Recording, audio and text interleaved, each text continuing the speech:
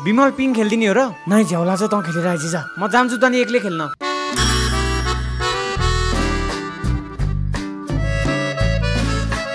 दाइ तपाईँ पनि पिङ खेल्ने? पहिला दिदीलाई खेलाउन म हेर्छु। तँ कतिखेर आइज फेरि यहाँ? फुल देखिसकेपछि मौरी त आउनै पर्यो नि। दिदी तपाईँ उठेर खेल्ने कि बसेर खेल्ने? उठेर।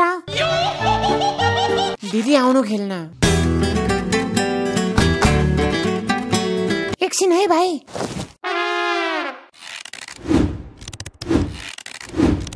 विमल जामै घरमा कुच्चो पनि लाउन छ।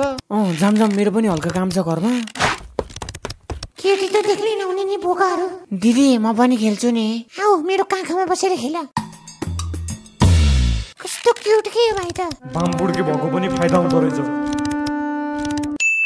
आज मासु खाम न है बाउ? के को मासु लबन? खसीको खाम न। खसीको हुँदैन। मासु के? त्यो धेरै महँगो हुन्छ। बङ्गुरको? त्यसमा धेरै बोसो हुन्छ। भैँसीको? दुध खाने जनावरको मासु खान हुन्छ कुकुर। त्यसो भए रागोको खाम न त। रागोले दुध दिन्छ र खान? मासु के मासु? हुन्न, भैँसीको बुढा हो त्यो पनि। अनि के को खानी त? कुखुराको नि। ल त नि खाम त नि। खसीको मगाएको छु के तँलाई जिस्काको आज। ए हो र बाउ?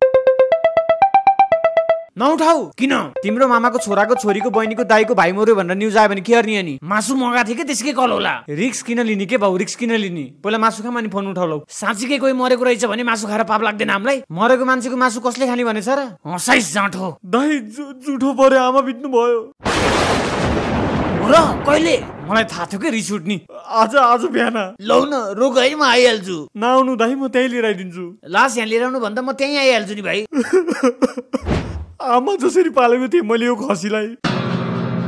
मजाक नगर त, जाँटो छिटो मासु लिएर। ल दाइ। को मर्यो फेरि योपालि? कि कोहीले ढाल लाउनु बिर्सियो? मर्न त मरेको रहेछ तर खसी। यस। आज के रहेछ?